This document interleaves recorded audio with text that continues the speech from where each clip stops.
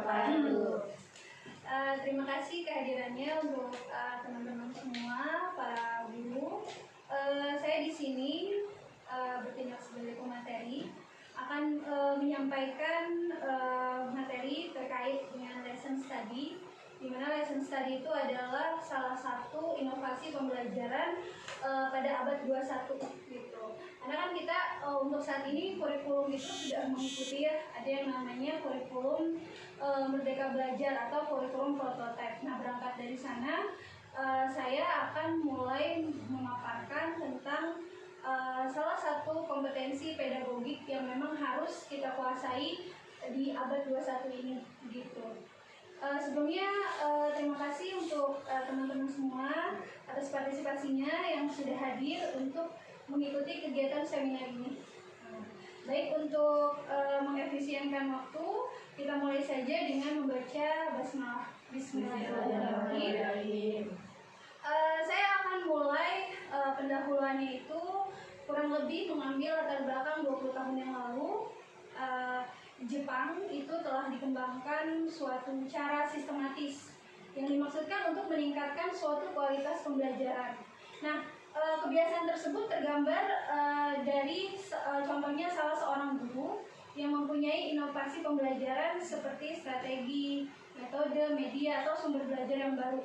Nah, ketika akan membuka kelasnya, seorang guru ini mengundang beberapa guru lainnya atau guru sejawatnya untuk menyampaikan sebuah ide dalam metode pembelajaran. Nah, kemudian beberapa guru tersebut selanjutnya mengembangkan persiapan pembelajaran yang baik untuk mengimplementasikan ide guru tersebut. Selanjutnya guru tersebut melaksanakan pembelajaran berdasarkan rencana pembelajaran yang telah dikembangkan. Nah, sementara guru yang lain mengamati proses pembelajaran, setelah selesai kelas berakhir, ada sekelompok guru yang berdiskusi terkait praktek pembelajaran yang telah dilakukan dan telah diamati tadi, gitu. Nah, diskusi ini dimaksudkan untuk menemukan sisi lebih dan kurang sebagai dasar untuk mengembangkan pola pembelajaran berikutnya. Nah, dari pengantar inilah yang kita sebut sebagai lesson study. Jadi, apa yang dilakukan oleh sekelompok guru tersebut adalah proses dari lesson study itu. Nah, dari pengantar ini, saya akan mulai masuk pada pengertian dari lesson study. Nah, apa itu lesson study? Lesson study itu adalah dikembangkan pertama kali di Jepang yang dilaksanakan sebagai program pengembangan profesional guru. Nah, lesson study ini dipercaya berhasil untuk meningkatkan praktik pembelajaran. Jadi ada menurut seorang ahli namanya Dennis Park, itu pada tahun 99, lesson study ini adalah suatu proses kolaboratif, artinya ini adalah kolaborasi di mana sekelompok guru mengidentifikasikan masalah-masalah pembelajaran, kemudian merencanakan suatu perbaikan pembelajaran, kemudian melaksanakan pembelajaran itu sendiri. Salah satu guru dalam kelompok guru mengajarkan, sementara guru yang lain sebagai pengamat. Nah, yang sedang kita lakukan saat ini adalah bagian dari lesson study, gitu. Kemudian mengevaluasi, kemudian merevisi pembelajarannya, kemudian mengajarkan lagi pembelajaran yang telah direvisi, mengevaluasi lagi dan berbagi atau menyebarluaskan hasilnya kepada guru-guru lain. Nah, sementara ada seorang pakar lain, ahli lain, yaitu namanya Shelley Fredkin pada tahun 2005, itu mendefinisikan lesson study ini sebagai suatu proses yang melibatkan guru yang bekerja sama untuk merencanakan, mengobservasi, menganalisis, kemudian memperbaiki pembelajarannya. Nah, pembelajaran dalam lesson study ini sering juga disebut sebagai research lesson atau pembelajaran penelitian, begitu. Kemudian secara lebih singkat, lesson study ini diartikan sebagai proses profesional yang melibatkan sekelompok guru yang merencanakan, kemudian mengobservasi dan memperbaiki pembelajaran itu dalam Northwest Region Educational Laboratory pada tahun 2004 gitu. Nah, rekan-rekan sekalian, mungkin sebelum saya memaparkan ini lebih jauh, apakah pernah mendengar istilah lesson study? Belum ya, gitu.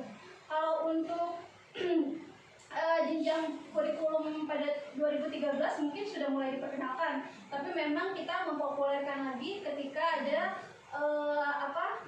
inovasi pembelajaran abad 21 ini, yaitu pada kurikulum Merdeka Belajar. Nah, kemudian ada lagi dari ahli lain gitu ya. Nah, ini menurut Sukirman pada 2006, ini memandang lesson study ini sebagai model pembinaan profesi pendidik melalui pengkajian pembelajaran secara kolaboratif dan berkelanjutan berdasarkan prinsip-prinsip kolegalitas dan mutual learning untuk membangun suatu learning community namanya. Nah, dengan demikian lesson study ini bukan suatu metode pembelajaran atau strategi pembelajaran, namun lesson study ini adalah suatu kegiatan yang dapat digunakan ruang lingkupnya lebih luas lagi, mencakup metode, strategi, pendekatan pembelajaran yang sesuai dengan situasi, kondisi, dan permasalahan yang dihadapi oleh pendidik. Jadi lesson study ini lebih bisa dibilang suatu inovasi pembelajaran yang menitik beratkan pada satu kondisi tertentu. Jadi bisa beradaptasi dengan kondisi pembelajaran apapun, seperti itu. Nah, di sini mengacu pada beberapa pengertian di atas, lesson study ini secara lebih lengkap dapat diartikan sebagai suatu proses kolaboratif dari sekelompok guru untuk secara bersama-sama, yang pertama adalah mengidentifikasi masalah pembelajaran yang dirasakan oleh guru atau salah satu kelompok guru, begitu. Kemudian yang kedua adalah merencanakan langkah-langkah pembelajaran, itu adalah sebagai upaya pemecahan masalah yang teridentifikasi. Kemudian melaksanakan pembelajaran yang dilakukan oleh salah satu guru yang dipilih atau yang disepakati. Kemudian sementara guru yang lain itu mengobservasi proses pembelajaran. Jadi intinya pada lesson study ini ada yang melaksanakan, ada yang mengamati, kemudian prosesnya nanti akan dievaluasi gitu pada perjalanannya. Nah, kemudian yang kelima adalah memperbaiki perencanaan pembelajaran berdasarkan hasil evaluasi. Kemudian hasil evaluasinya itu dilaksanakan pembelajarannya lagi gitu. Kemudian setelah dilakukan pembelajarannya lagi, mengevaluasi kembali pembelajaran yang telah dilaksanakan dan membagi atau menyebarluaskan pengalaman dan temuan hasil evaluasi tersebut kepada guru lain. Nah, proses kolaboratif tersebut secara skematik dapat disebutkan dalam 3 tahap. Yang pertama adalah plan, yang kedua adalah do and see, yang keempat adalah refleks gitu. Nah, dari yang sudah saya paparkan, apakah sudah terbayang begitu lesson study itu berarti seperti apa begitu? Mungkin dari teman-teman sekalian ada yang ingin menyampaikan pendapatnya tentang apa yang sudah disampaikan tadi mengenai pengertian dari lesson study itu. Mungkin dari Ibu bisa menyampaikan Ibu pendapatnya tentang lesson study. Kalau menurut pemahaman dari saya, Bu, kalau untuk lesson study itu jadi pembaharuan metode dan modul pembelajaran dari beberapa guru gitu, agar proses pembelajarannya itu dapat diberikan secara maksimal gitu, sesuai dengan apa yang dibutuhkan oleh muridnya gitu. Ya, betul. Jadi memang kalau disimpulkan lesson study itu berarti suatu proses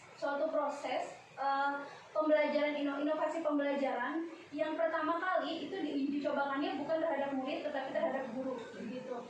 Jadi kita saat ini kita sekelompok guru ya, kemudian ada sebagai pelaksana itu kita juga, kemudian ada yang mengamati. Setelah diamati dievaluasi. Ketika sudah dievaluasi, dibelajarkan lagi.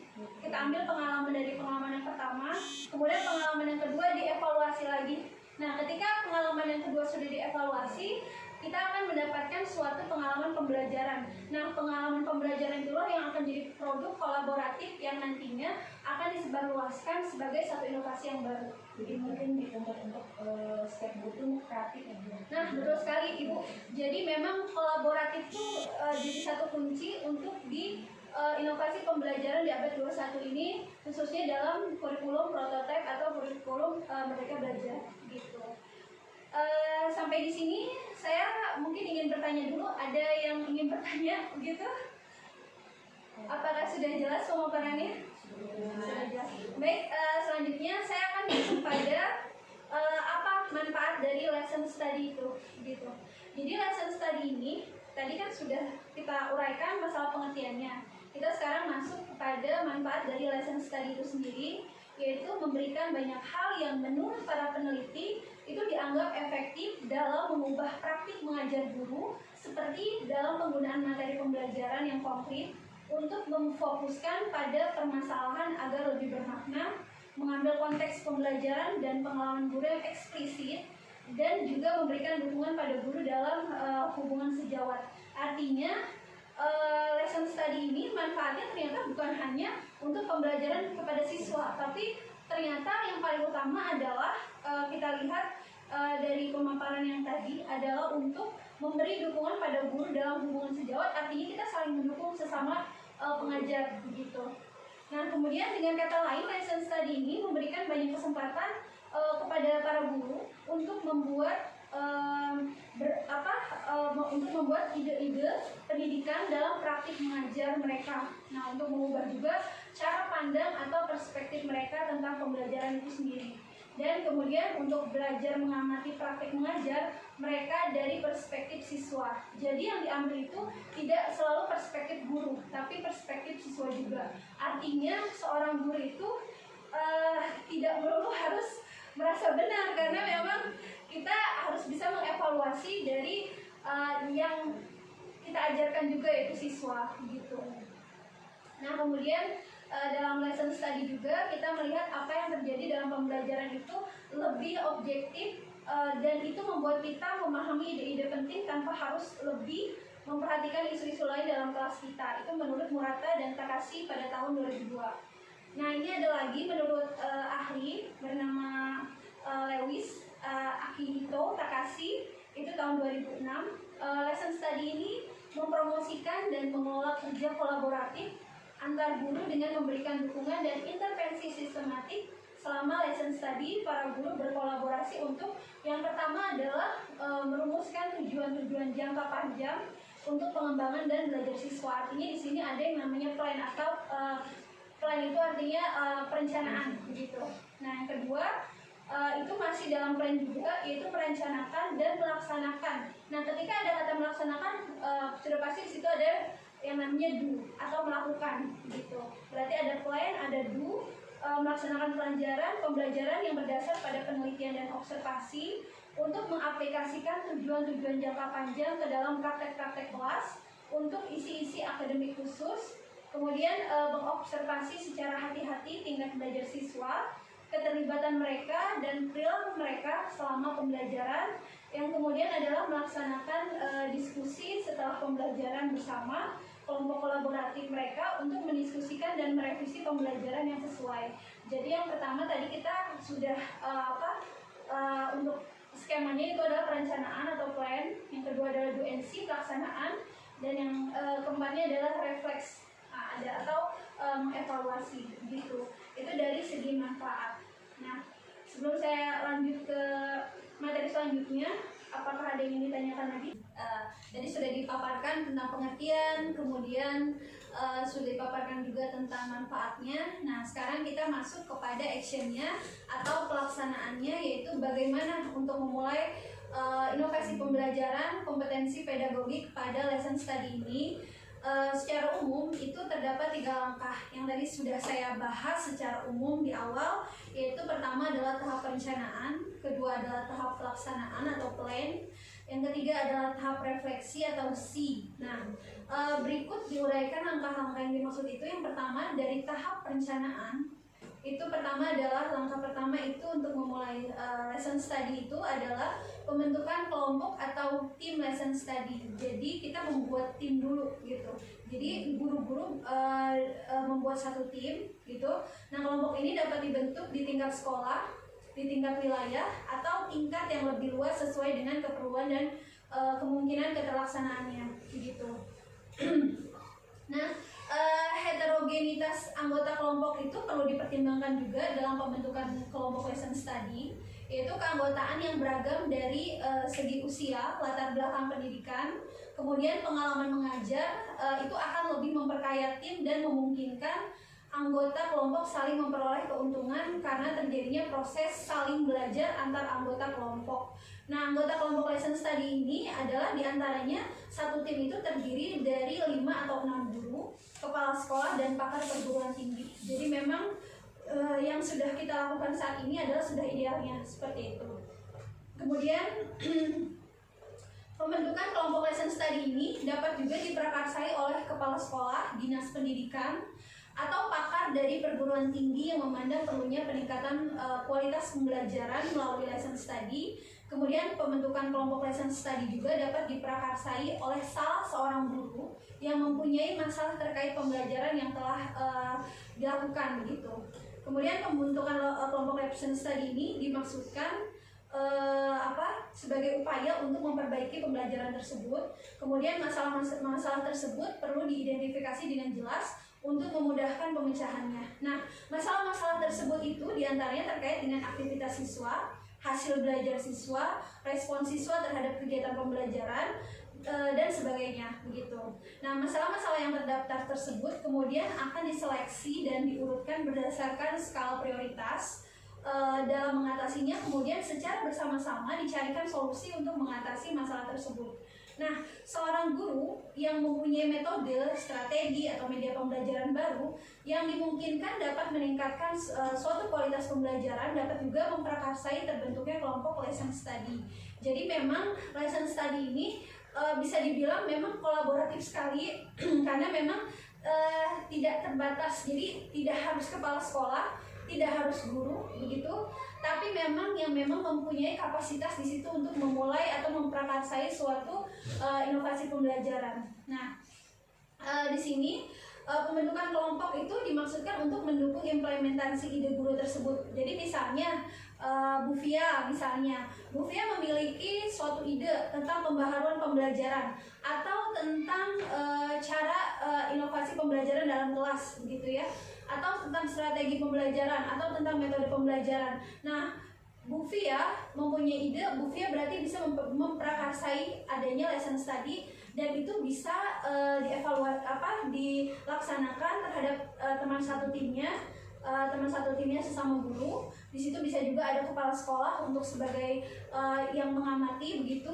Kemudian ada yang melaksanakan. Kemudian setelah itu dievaluasi. Nah, itu juga bisa disebut sebagai lesson study gitu.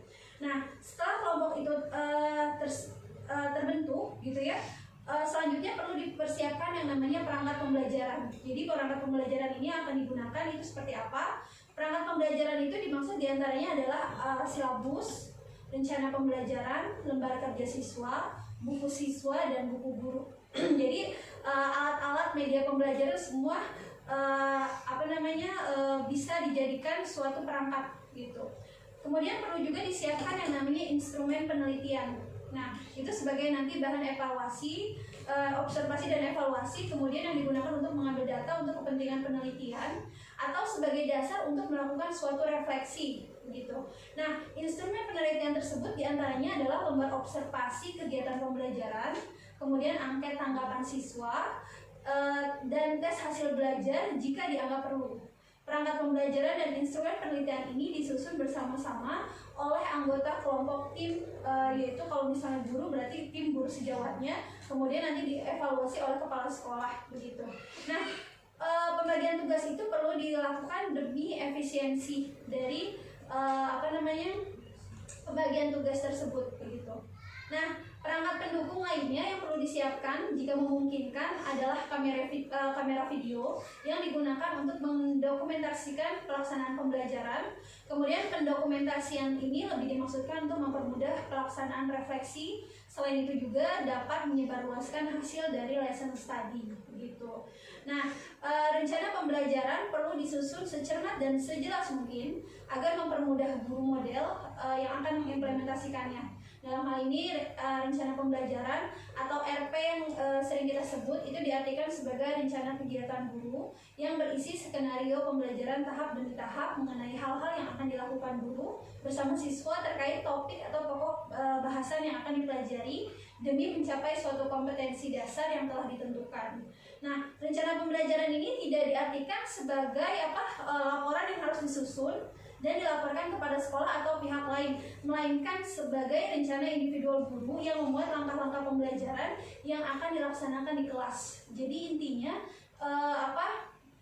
rencana pembelajaran ini bukan seperti RPP yang sudah kita buat, misalnya dalam satu materi RPP-nya dibuat, kemudian dilaporkan kepada kepala sekolah, kemudian dijadikan bahan untuk di kelas, tapi lebih kepada untuk observasi penelitian guru itu dalam proses pembelajaran di kelas begitu. Nah, setelah memuat semua perangkat pembelajaran, instrumen penelitian dan perangkat pendukung lainnya disiapkan. Selanjutnya memilih salah satu guru yang akan dijadikan sebagai guru model, nah yang akan mengimplementasikan atau mengaplikasikan atau mewujudkan suatu rencana pembelajaran yang telah disusun itu, begitu.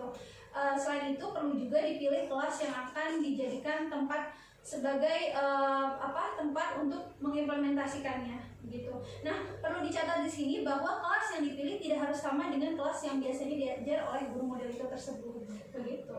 Sudah ada bayangan belum tentang proses lesson study itu? Mungkin lebih fleksibel ya Bu untuk proses pembelajarannya. Gitu. Jadi memang kalau menurut dari pemaparan yang sudah dipaparkan tadi gitu ya, memang lesson study ini sangat kolaboratif sekali, sangat fleksibel sekali, kemudian sangat kondisional, mengikuti dari dan setiap guru itu bisa berinovasi dengan daya kreasi ide masing-masing. Misalnya pembelajaran terkait misalnya mata pelajaran bahasa Indonesia misalnya. Nah, kita membahas tentang misalnya teks argumentasi. Nah, kalau untuk membicarakan teks argumentasi itu kan tidak terbatas ya, karena itu menuangkan ide dan gagasan dari siswa begitu ya. Nah, itu bisa dimasukkan hal-hal yang inovasi gitu. Seperti misalnya ada pro dan kontra seperti itu kan bisa lebih berinovasi lagi baik siswa maupun gurunya gitu. Jadi memang sangat-sangat kekinian dengan inovasi pembelajaran abad 21 seperti itu. Nah, sampai sini saya ingin bertanya dulu, mungkin ada yang ingin bertanya? Atau sudah jelas? Atau tidak jelas? Baik, kalau memang sudah jelas, saya akan masuk ke tahap pelaksanaan. Jadi di sini berdasarkan rencana pembelajaran yang telah disusun, guru model ini melaksanakan pembelajaran di kelas yang telah ditentukan. Kemudian sementara anggota lain itu bertindak sebagai observer, artinya sebagai orang yang mengamati gitu. Nah, yang mengamati proses pembelajaran dengan menggunakan instrumen penelitian yang telah dikembangkan. Jadi tidak hanya mengamati secara visual, tapi ada indikator-indikator yang memang harus kita checklist. Dalam pembelajaran ini sudah sesuai di checklist sebagai observer gitu. Nah, kemudian dengan demikian bersamaan dengan dilaksanakannya proses pembelajaran itu dilakukan juga pengambilan data gitu. Nah, yang diperlukan untuk kepentingan refleksi atau evaluasi. Hal-hal yang perlu mendapat fokus perhatian ketika mengobservasi itu menurut Jamilah tahun 2006 diantaranya adalah ketepatan prediksi waktu, pengelolaan kelas, keterlaksanaan silabus, aktivitas siswa, dan ketercapaian tujuan untuk setiap tahap kegiatan pembelajaran. Nah, dimungkinkan juga seorang guru model itu mengubah strategi pembelajaran sesuai dengan tuntutan keadaan. Jadi artinya tidak saklek gitu ya. Misalnya di RPP strategi pembelajarannya A begitu. Tapi ketika dalam pelaksanaannya misalnya harus kondisional mengikuti keadaan, diubah strategi pembelajarannya itu memungkinkan gitu. Jadi memang di sini guru tuh memang diharapkan punya inovasi yang lebih begitu. Jadi tidak terkekang oleh RPP yang sudah ada begitu. Jadi bisa untuk berinovasi lagi. Nah, reaksi atau respon siswa itu yang tak terduga, seperti misalnya pada saat diskusi yang tidak berjalan dengan baik misalnya. Tidak satupun soal yang disiapkan dapat dikerjakan siswa misalnya, atau tidak ada siswa yang bersedia menjelaskan jawabannya di depan kelas. Nah, ini perlu diantisipasi juga gitu dengan cepat oleh guru model. Nah, itu jadi perlu dicatat bahwa selain guru model tidak diperbolehkan mengintervensi proses pembelajaran. Jadi kalau misalnya nanti ada hal-hal yang kondisional pada saat pelaksanaan, itu benar-benar yang memegang kendali adalah guru model itu sendiri gitu. Jadi di kelas itu hanya ada satu komando, yaitu dari guru model itu sendiri begitu. Kemudian tahap yang ketiga adalah kegiatan refleksi. Di sini segera setelah selesai pembelajaran dilakukan yang namanya post class discussion atau kegiatan refleksi. Jadi refleksi ini diikuti oleh semua anggota kelompok yang mengkaji hasil pengamatan setiap guru dan hasil rekaman proses pembelajaran dari kegiatan ini dengan pemahaman bahwa lesson study itu adalah proses atau forum untuk saling belajar dalam upaya mengembangkan sebuah kompetensi masing-masing anggota tim. Maka setiap tim itu harus semangat dalam tahap refleksi ini, yaitu secara bersama-sama menemukan solusi untuk masalah yang muncul agar pembelajaran berikutnya dapat dipersiapkan dan dilaksanakan dengan lebih baik lagi. Gitu. Nah, dengan demikian perlu dipahami bahwa kegiatan refleksi itu bukan dimaksudkan untuk menilai kemampuan mengajar guru model, tapi untuk menemukan suatu formula yang akan disebarluaskan nantinya, begitu. Nah, meskipun misalnya semangat yang terkandung dalam lesson study ini adalah saling belajar, namun mengingat budaya kita di Indonesia ini belum terbiasa dan tidak mudah untuk menerima yang namanya kritik secara langsung, begitu. Jadi memang ketika memang kita ada hal-hal yang harus disampaikan, intervensinya itu tidak bisa disampaikan secara langsung, tapi lebih baik dilakukan dalam bentuk observers, mendata, menjadi satu pengolahan data begitu dalam penilaian akhirnya. Nah, di sini makanya disarankan juga fokus evaluasi pada guru model tersebut adalah bagaimana respon siswa terhadap pelaksanaan pembelajaran yang dilaksanakan. Jadi memang lebih objektif terhadap guru modelnya juga. Nah, oleh karena itu guru lain sebagai observer atau pengamat diharuskan mendengarkan, mengamati, dan mencatat setiap respon siswa dengan rinci dan teliti. Dan diharapkan juga guru model itu dapat menarik kesimpulan atas pembelajaran yang ia laksanakan berdasarkan hasil evaluasi terhadap respon siswa dari hasil pengamatan guru lain dan dari hasil rekaman video. Dengan kata lain, si guru model itu juga harus bisa ada yang namanya evaluasi diri, begitu. Jadi tidak hanya dievaluasi oleh orang lain, tapi dia juga mengevaluasi diri dia sendiri bagaimana ketika dia mengajar, seperti itu. Kemudian dengan memperhatikan bagaimana siswa belajar, diharapkan guru model yang bersangkutan juga menemukan kekurangan dan kelebihannya dalam mengajar. Itu yang tadi disebut sebagai evaluasi diri, gitu. Ada yang bertanyakan dulu? Silakan. Kita pelan-pelan aja ya, pelan-pelan aja karena ini masih ada 2 bagian lagi yang harus dibahas. Ya, tapi kan tadi tuh berbicara mengenai instrumen penelitian ya. Kan instrumen penelitian itu harus ada angket siswa. Nah, untuk anak SMP terus perkuliahan atau mungkin SMA itu masih bisa. Nah, kalau untuk SD ataupun misalkan jenjang yang di bawah SD gitu.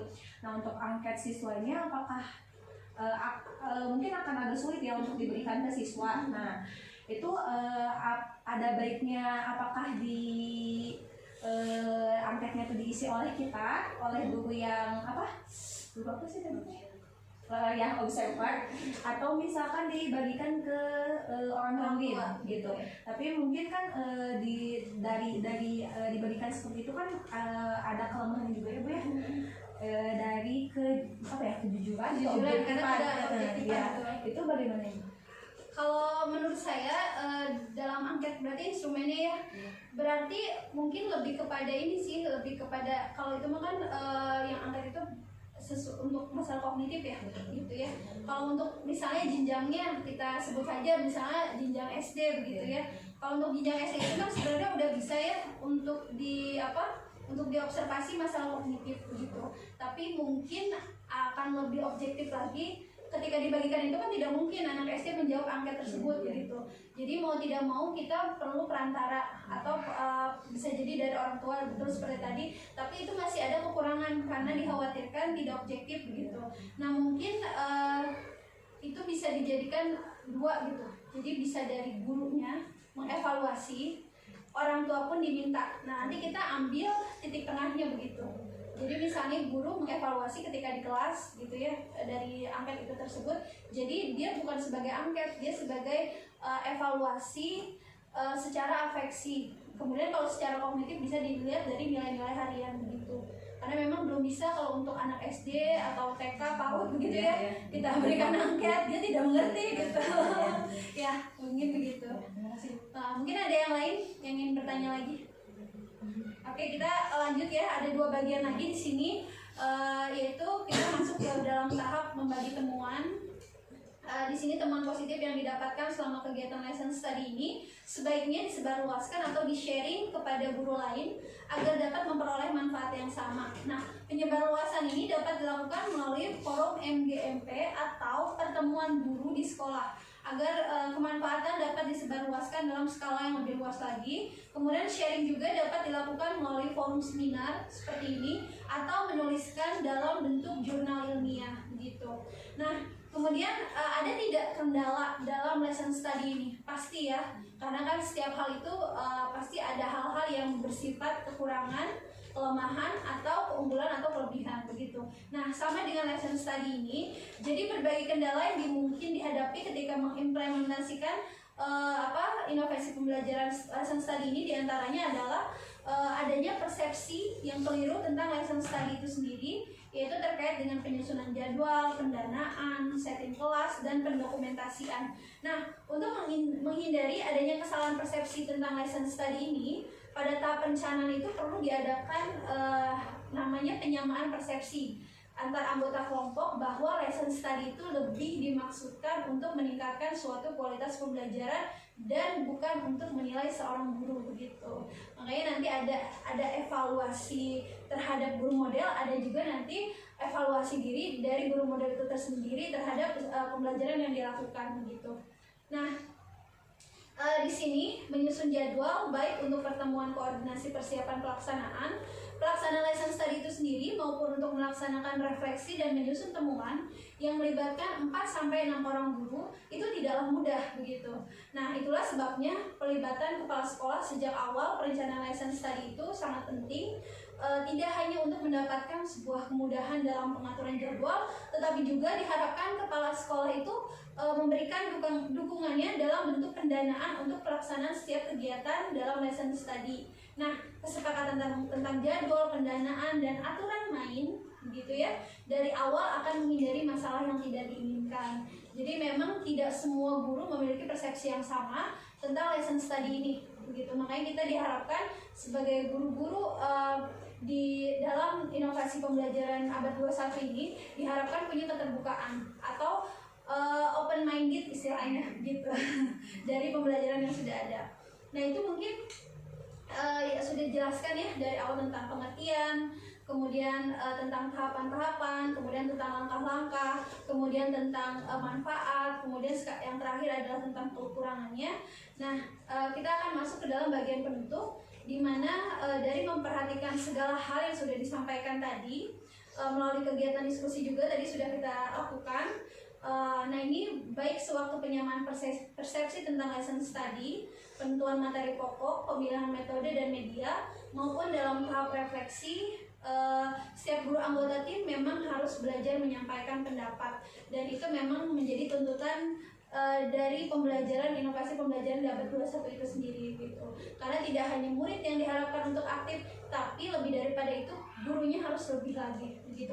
Karena memang yang dikedepankan dalam kurikulum Merdeka Belajar ini adalah kolaborasi atau kolaboratif antara siswa dengan guru, kemudian guru dengan orang tua, itu memang semuanya kita kolaboratif gitu.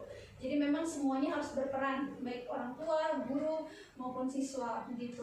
Nah, di sini secara tidak langsung kegiatan ini akan meningkatkan suatu kompetensi kepribadian dan kompetensi sosial anggota tim, sedangkan kesempatan anggota tim untuk secara bersama-sama mengidentifikasi masalah-masalah pembelajaran yang biasanya dihadapi, mencari solusi, merencanakan pembelajaran yang biasanya dihadapi, kemudian melaksanakan pembelajaran itu sendiri dan mengevaluasi proses maupun hasil pembelajaran itu secara langsung maupun tidak langsung akan meningkatkan kompetensi pedagogik.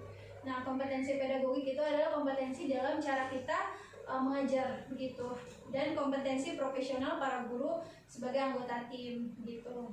Nah, karena kegiatan pembelajaran sesama guru melalui lesson study ini di Indonesia itu kan masih sangat relatif baru begitu ya, maka evaluasi terhadap efektivitasnya khususnya dampak kegiatan terhadap peningkatan kompetensi guru itu sendiri masih mutlak untuk diperlukan. Nah, jika kegiatan lesson study itu terbukti secara signifikan dapat meningkatkan kompetensi guru, maka kegiatan ini akan direkomendasikan sebagai bentuk kegiatan untuk mengembangkan kompetensi guru itu sendiri begitu.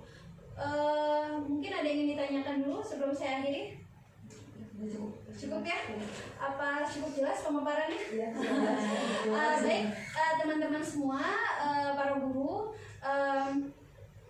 demikian pemaparan saya dalam lesson study ini untuk meningkatkan performa kita untuk kegiatan yang mendatang.